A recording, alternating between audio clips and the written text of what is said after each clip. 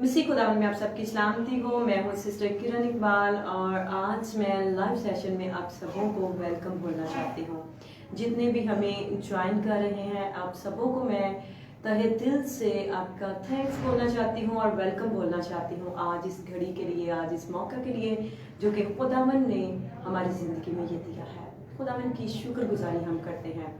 तो आज कलाम शुरू करने से पहले हम अपने सरों को झुकाएंगे और खुदावंद की प्रेजेंस को आज अपनी ज़िंदगी में मांगेंगे, क्योंकि खुदावंद आज हमें अपनी बरकत से हमें ब्लेस करना चाहता है। तो चले आए हम अपने सरों को झुकाते हैं और खुदावंद की प्रेजेंस को अपनी ज़िंदगी में मांगते हैं, ताकि खुदावंद आज हमारी ज़िंदगियों में वो बरकत को लेकर आए जो कि वो देने के लिए तैयार खड़ा है। कदुस कदुस रब्बुल फांच लश्करों के खुदावंद अब्दीद के बाप सलामती के शहजादे खुदावंद जी आज खूबसूरत घड़ी के लिए, मौका के लिए तेरी शुक्रगुजारी करते हैं, क्योंकि खुदावंद तू भला खुदा है और तेरी शफकत अब्दी है। खुदावंद जी आज जो कि खुदावंद जी हालात बहुत बुरे हैं, तो खुदावंद जी इनमें भी तू हमारी पनाह बन। ऐ खुदावंद जी मैं दुआ करती हूँ आज के खूबसूरत कलाम के लिए जो कि मैं तेरे बेटे और बेटियों को ऐ खुदावंद जी सुनाने जा रही हूँ। तो खुदावंद जी आज मैं नहीं बल्कि तेरा पाक रूह मुझ में होकर काम करे। खुदावंद बोले ताकि खुदावंद एक एक लफ्ज में खुदावंद जी तू ही खुदावंद जी अपने लोगों को पैगाम दे, ताकि खुदावंद तेरा नाम इज्जत और जलाल पाए। खुदावंद तू ही शुक्रगुजारी के लायक खुदावंद है, क्योंकि खुदावंद तेरा कलाम भी कहता है कि शुक्रगुजारी करो और खुदावंद से दुआ करो। तो खुदावंद जी आज जितने भी हमें ज्वाइन किए हुए हैं खुदावंद जी उन सबों की दुआओं को तो आज सुन ले, कबूल कर ले और खुदावंद जी अपना दाहिना हाथ बढ़ा दे, हर एक की दिल की मुराद को पूरी कर, क्योंकि खुदावंद तेरा कलाम भी कहता है कि खुदावंद में मसरूर है वो तेरे दिल की मुरादें पूरी करेगा। तो खुदावंद जी आज के कलाम के ऊपर हमें अमल करने की हिम्मत दे, ताकत दे, ताकि खुदावंद हमें कसरत से तू बरकत दे, ताकि खुदावंद हम तेरे सामने अपने आप को ऐसे पेश करने की खुदावंद जी कोशिश करें जिनको शर्मिंदा होना ना पड़े। खुदावंद यीशु तो आज हमारे बीच में खुदावंद जी मौजूद हो, क्योंकि खुदावंद तू खुदावंद जी अपने वादे के मुताबिक अब यहाँ पर मौजूद है, क्योंकि खुदावंद तेरा कलाम भी कहता है कि जहाँ 2 या 3 मेरे नाम से इकट्ठे होंगे वहां पर मैं मौजूद होता हूँ। तो खुदा बाप जी झुके हुए एक सर को छू ले और मसीह से भरते यीशु के नाम से मांग देते हैं, आमीन। मेरे खुदा के बेटे और बेटियों, आज जिस टॉपिक पे मैं बात करने जा रही हूँ, जो कि कलाम में आपके साथ शेयर करने जा रही हूँ, वो है खुदा की शुक्रगुजारी। तो खुदा की शुक्रगुजारी के बारे में खुदा का कलाम हमें क्या सिखाता है, तो आए हम खुदावन के कलाम से पढ़ते हैं और सीखते हैं कि शुक्रगुजारी के बारे में खुदावन का कलाम हमें क्या सिखाता है। तो खुदावन के कलाम में ज़बूर 52 उसकी 9वीं आयत में लिखा हुआ है, खुदावन के कलाम में यूं लिखा है, मैं हमेशा तेरी शुक्रगुजारी करता रहूंगा क्योंकि तू ही ने ये किया है और मुझे तेरे ही नाम की आस होगी, क्योंकि वो तेरे मुकद्दसों के नजदीक खूब है। खुदावन के कलाम के पढ़े और सुने जाने पर खुदावन की खास बरकत हो, आमीन। तो मेरे खुदा के बेटे और बेटियों, आज मैं आपसे बात करूंगी दाऊद के बारे में। दाऊद एक ऐसा नौजवान था जिसने शादी जूलियत पर फतह पाई और ये अपने घर में सबसे छोटा था, जो कि भेड़ बकरियां चराया करता था। वो अपने छोटे से काम की वजह से भी खुदावंद की शुक्रगुजारी किया करता था। और जब उसने जाना कि ये छोटा सा, भले ये छोटा काम है, लेकिन मैं उसके लिए भी खुदावंद तेरी शुक्रगुजारी करता हूँ, क्योंकि खुदावंद तू भला खुदा है और तू ही शुक्रगुजारी के लायक है।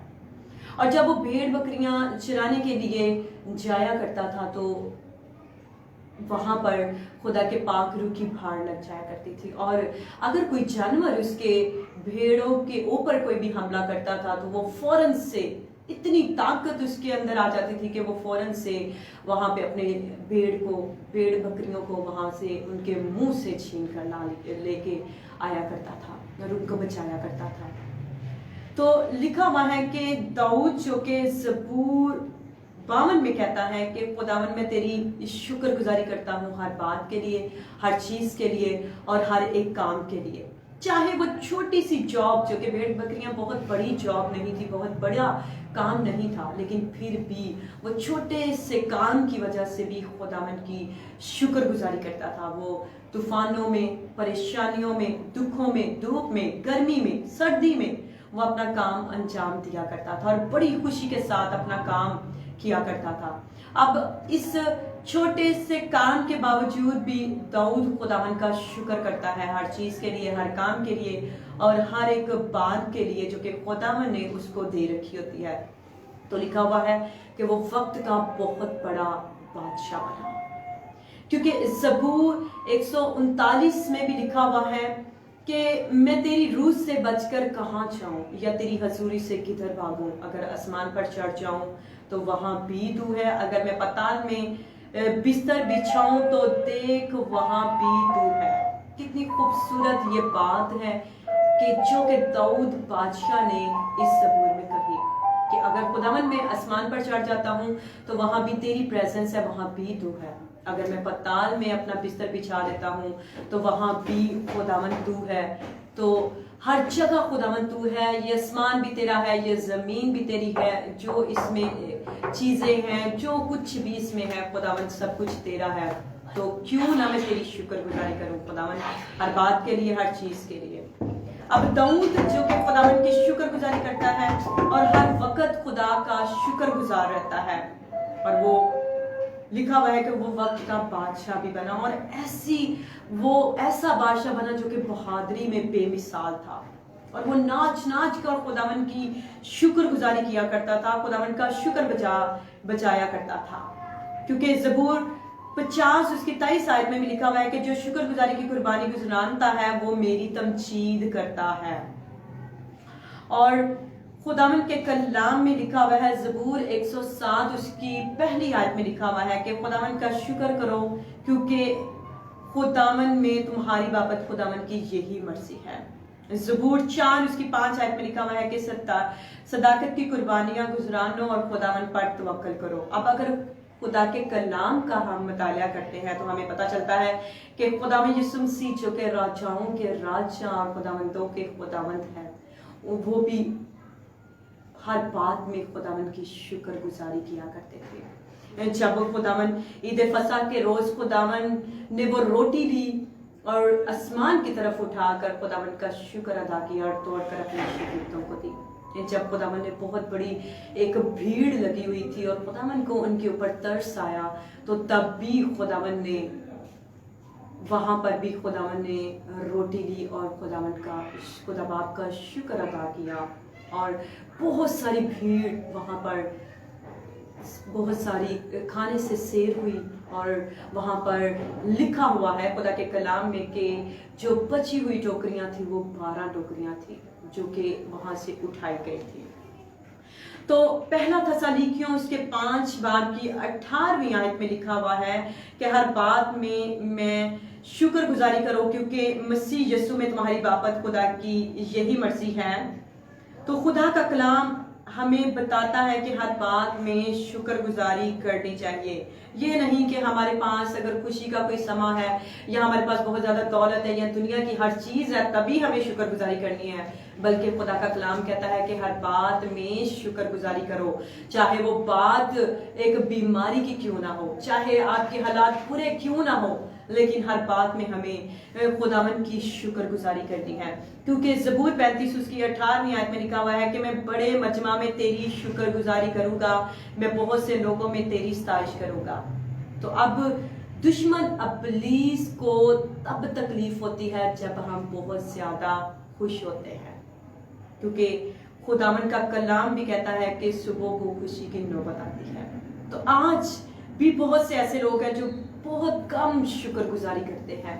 वो जब उनकी जिंदगी में बहुत सारी खुशियां आती हैं तभी वो झूमते हैं, नाचते हैं और शुक्रगुजारी करते हैं, लेकिन जब कोई थोड़ा सा भी दुख आता है तो वो बुड़बुड़ाना शुरू कर देते हैं। वो खुदा के सामने अपने हालातों को ये कहना शुरू कर देते हैं कि शायद हमारी जिंदगी में ये हमारे हालात ऐसे ही रहने वाले हैं। तो आज मैं छोटी सी कहानी आपको सुनाती हूँ जो कि 3 आदमियों की है। 3 आदमी जो कि खुदावन के आगे बहुत ज्यादा फरियाद करते हैं, बहुत ज्यादा वो दुआ करते हैं कि खुदा बाप हमारे हालात को बदल दे। तो क्या होता है कि एक दिन पाक फरिश्ता उनके घर के ऐसे सामने आता है, तो पहले आदमी से कहता है कि तू क्या चाहता है कि मैं तेरे लिए करूं। तो वो पाक फरिश्ते को आदमी कहता है कि मैं चाहता हूँ कि मेरे हालात बदल जाए, मैं बहुत ज्यादा अमीर हो जाऊँ और मेरे पास बहुत ज्यादा दौलत आ जाए, मैं दौलतमंद बन जाऊँ। तो क्या होता है कि पाक फरिश्ता अपनी ऐसे उंगली को बढ़ाता है, ऐसे उसके घर के सारे ऐसे कोनों में ऐसे सारे वो करता है, तो उसकी सारी चीजें सोना बन जाती है। जितना भी फर्नीचर होता है, जितनी भी बर्तन होते हैं, जो कुछ भी उनके घर में होता है, वो सारे सोने के बन जाते हैं और वो बेचकर बहुत ज्यादा दौलतमंद बन जाता है। तो क्या होता है कि वो खुदावन की बहुत ज्यादा शुक्रगुजारी करता है। अब दूसरे आदमी के घर जब पाक फरिश्ता जाता है तो तभी पाक फरिश्ता कहता है कि तू क्या चाहता है कि मैं तेरे लिए करूं, तो वो भी यही कहता है कि मैं दौलतमंद बन जाऊं, क्योंकि मेरे ऊपर बहुत ज्यादा कर्ज है, तो मैं चाहता हूं कि मैं इतनी मेरे पास दौलत आ जाए कि मैं अपने कर्ज को भी चुका दूं और मैं मेरे पास अच्छी जिंदगी गुजारने के लिए बहुत सारी दौलत भी आ जाए। तो क्या होता है कि पाक फरिश्ता अपनी ऐसे उंगली को बढ़ाता है तो वो उसकी सारी चीजों को वो सोने का कर देता है। तो वो आदमी उसको बेच कर अपना कर्ज अदा करता है और जितनी भी दौलत उसे बाकी बच जाती है वो उससे अपनी अच्छी ज़िंदगी गुजारने के लिए रख लेता है और वो भी खुदावन की बहुत ज़्यादा शुक्रगुजारी करता है, क्योंकि खुदावन ने उसे बहुत ज़्यादा दौलतमंद बना दिया होता है। तो जब तीसरे आदमी के पास जाता है तो उससे भी पाक फरिश्ता यही पूछता है कि तू क्या चाहता है कि मैं तेरे लिए करूं। तो वो कहता है कि मैं भी चाहता हूँ कि मैं दौलतमंद बन जाऊँ। तो क्या होता है कि पाक फरिश्ता अपनी ऐसे हाथ बढ़ाता है और उसकी सारी चीज़ों को सोने का कर देता है, दीवारों को, फर्नीचर को, कपड़ों को, हर एक चीज़ उसकी जो है ना वो सोने की बन जाती है। तो जब वो सभी चीज़ों को बेचकर उसके पास बहुत ज़्यादा दौलत आ जाती है, वो दौलतमंद बन जाता है, लेकिन वो खुदा की शुक्रगुजारी नहीं करता।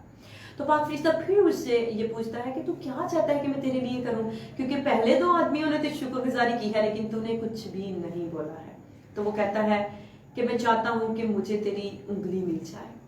तो आज भी इस दुनिया में बहुत सारे ऐसे लोग हैं जो कि शुक्रगुजारी नहीं करते, और अगर उनको दौलत, उनकी दुआएं सुन ली जाती हैं, अगर उनको दौलत मिल भी जाती है तो वो कहते हैं कि हमारे पास और दौलत आए। वो जो कि उनको दौलत या खुदावन उनको बरकत दे देता है, वो उसके लिए शुक्रगुजारी नहीं करते, बल्कि और ज्यादा वो लालच में पड़ जाते हैं कि पूरी दुनिया की ही चीजें हमारे पास आ जाए। तो आज भी बहुत सारे ऐसे लोग हैं जो कि खुदावन की शुक्रगुजारी नहीं करते हैं। तो एक और छोटी सी मिसाल मैं आपको देती हूँ एक औरत की। एक औरत जो कि अपने हालात को लेकर बहुत ज्यादा कोसती है, बहुत ज्यादा परेशान होती है, बहुत ज्यादा रोती है, चिल्लाती है और हर वक्त वो खुदा की नाफरमानी करती रहती है और यही कहती रहती है कि मेरे हालात ऐसे क्यों हैं। तभी उसकी भी जिंदगी में पाक फरिश्ता आता है। तो पाक फरिश्ता कहता है कि तुझे क्या हुआ है, तू क्यों चीखती है, चिल्लाती है, क्यों अपने आप को कोस रही है, तू क्यों रो रही है। तो कहती है कि मैं अपनी जिंदगी से जरा भी खुश नहीं हूँ।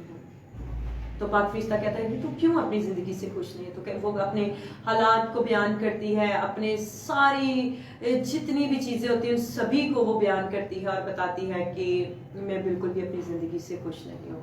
तो पाक फरिश्ता कहता है कि तू क्या चाहती है कि मैं तेरे लिए करूँ। तो वो कहती है कि मेरे लिए सिर्फ एक पैगाम खुदावन के पास लेकर जा कि मुझे खुदा से एक सवाल, एक बात कहना कि खुदावन इससे बेहतर है कि मैं मर ही जाऊं, मैं अपनी जिंदगी से खुश नहीं हूं, तो मुझे मार दे।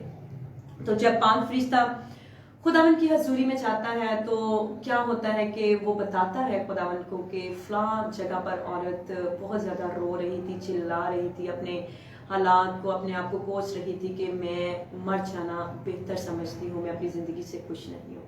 तो क्या होता है कि खुदावन आगे से उसको, पाक फरिश्ते को ये जवाब देता है कि उसके हालात नहीं बदलने वाले हैं।